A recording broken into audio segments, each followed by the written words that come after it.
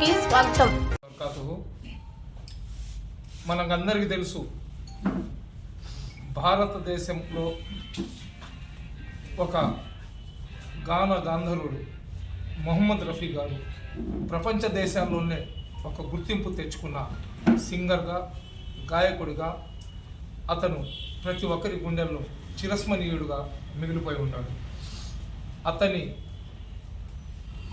వర్ధంతిని పురస్కరించుకొని గత 31 సంవత్సరాల నుంచి యాదే రఫీ అనే ఒక కార్యక్రమాన్ని మన జావేద్ కానివ్వండి, అదేవిధంగా జీలు గారు కానివ్వండి, అదేవిధంగా మన ఖలీల్ భాయ్ కానివ్వండి, మిగతా సోదరులందరూ కూడా ఈ కార్యక్రమానికి చాలా బ్రహ్మాండంగా చేస్తూ వచ్చినారు.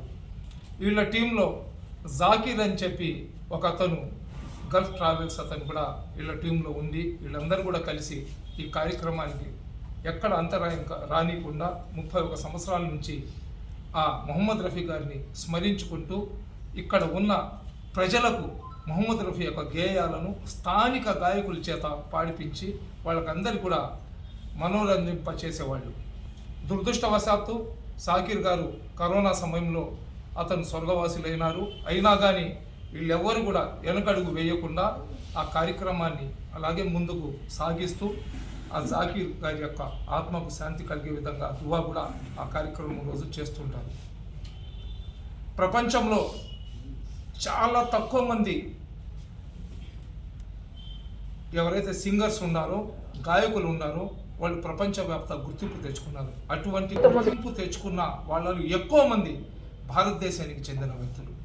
మొహమ్మద్ రఫీ గారు కానివ్వండి, ముఖేష్ కానివ్వండి, కిషోర్ కుమార్ కానివ్వండి, లతా మంగేష్కర్ కానివ్వండి, అదేవిధంగా ఎస్పి బాలసుబ్రహ్మణ్యం కానివ్వండి, యేసుదాస్ కానివ్వండి, వీళ్ళందరూ కూడా ఘంటసాల గారు కానివ్వండి, వీళ్ళందరూ కూడా ప్రపంచవ్యాప్తంగా గుర్తింపు తెచ్చుకున్న వాళ్ళు. అయితే వీళ్ళందరికన్నా ఒక ప్రత్యేకమైన స్థానం ఎవరిదంటే మొహమ్మద్ రఫీ గారిది.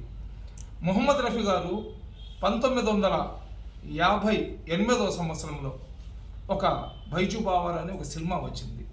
ఆ సినిమాలో మన్ తడపత్ హే హరి దర్శన్ కే లియే అని చెప్పి ఒక భజన గేయాన్ని అతను పాడతాడనమాట.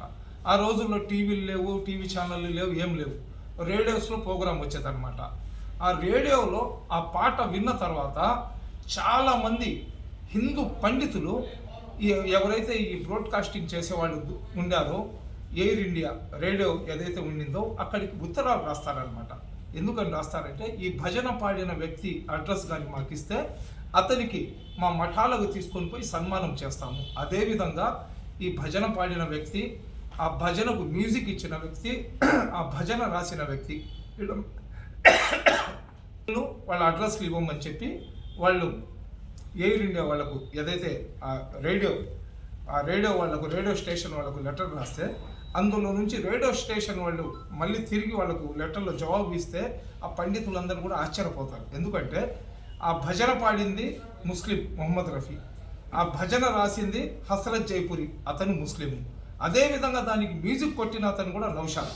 అంటే ఎందుకు చెప్తున్నానంటే, సెక్యులరిజం, కమ్యూనల్ హార్మనీ, అదేవిధంగా పాట అనేది ఎంత మధురంగా ఉంటే పాటకు కులము, మతము, ప్రాంతము, హద్దులు, సరిహద్దులు ఏముండవు. పాట మధురంగా ఉంటే ఎవ్వరు కూడా దాన్ని ప్రేమిస్తారనమాట.